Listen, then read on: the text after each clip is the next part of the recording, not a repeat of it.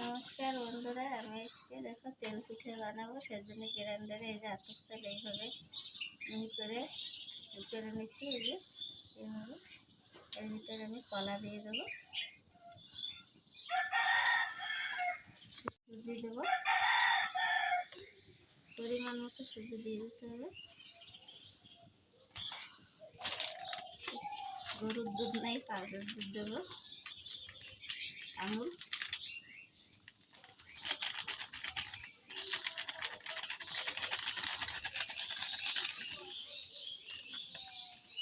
চিনি দিয়ে ভালো করে মাখায় নেব।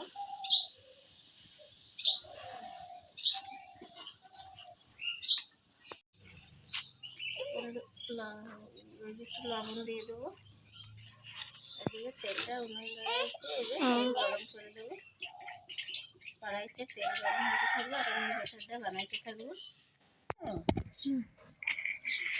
এই যে বন্ধুরা, এইভাবে গলায় নিচ্ছি গাঢ় করে। দেখো এখানে উনুনে দিয়ে দেবো।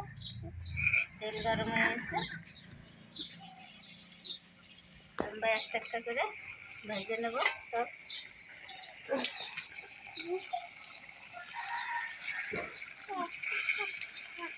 তেল ফুলে উঠছে বন্ধুরা, তেলটা গরম হয়ে গেছে। এবার আমি গোলাটা এইভাবে দিয়ে দেবো।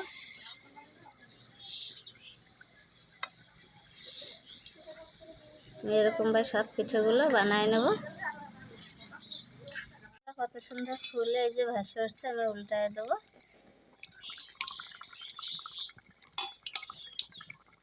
খুব সুন্দর ফুলছে ব্যাটারটা। এই যে আমি এইভাবে বানাইছি। দেখো, তোমরা চাইলে ময়দা দিয়ে সুজি দিয়েও বানাইতে পারো। আমি এখানে চাল গ্রাইন্ডার করে দিছি, আতপ চাল যেখানে ভাজা হচ্ছে।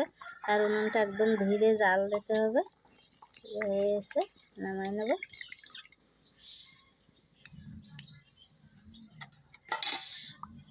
একে একে সব পিঠেগুলো একই রকমভাবে বানায় নেব।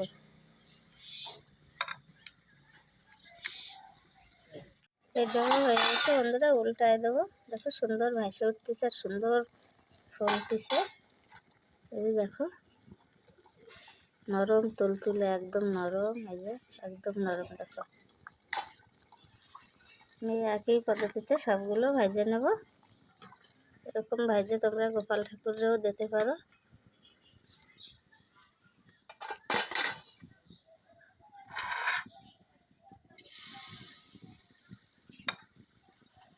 দেখো উনানের আঁচটা একদমই কম আছে। এরকম আঁচ দিতে হবে। যদি জোরে দাও পিঠেগুলো কালা হয়ে পুড়ে যাবে, ফলবে না।